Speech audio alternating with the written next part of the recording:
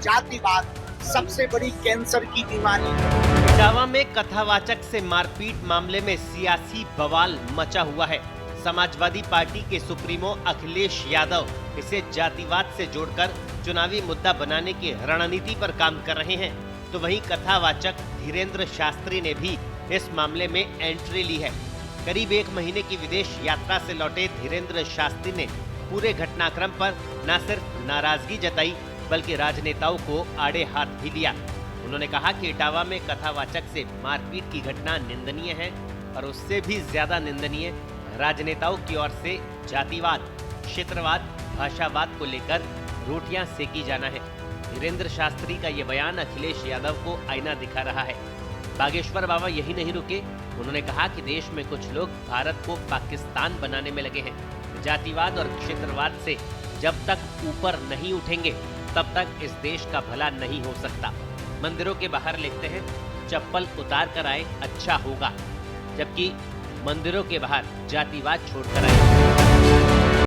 भारत को समृद्ध बनाना है, भारत को विकसित देशों में अमेरिका, ऑस्ट्रेलिया, न्यूजीलैंड की तरह खड़ा करना है। तो एक ही उपाय है समृद्ध भारत के लिए, भाषावाद, क्षेत्रवाद, जातिवाद से ऊपर उठकर राष्ट्रवाद के लिए प्रत्येक भारतीय प्रणबद्ध होकर के जिस दिन कार्य करने लगेगा उस दिन भारत भव्य है।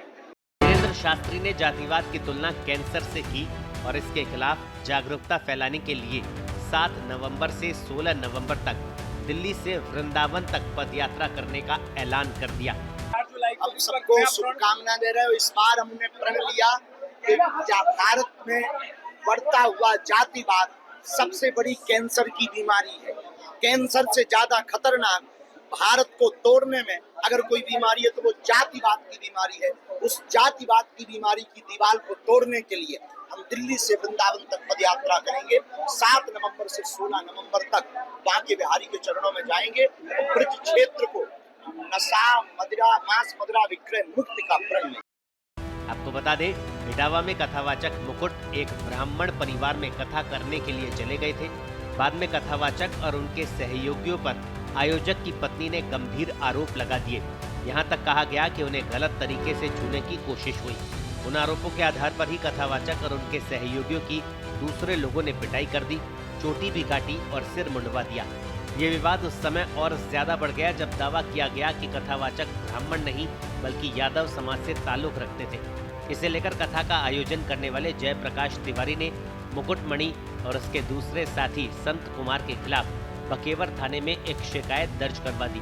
उन्होंने आरोप लगाया कि कथावाचक की तरफ से न सिर्फ अपनी पहचान छिपाई गई बल्कि खुद को गलत तरीके से ब्राह्मण भी बताया गया।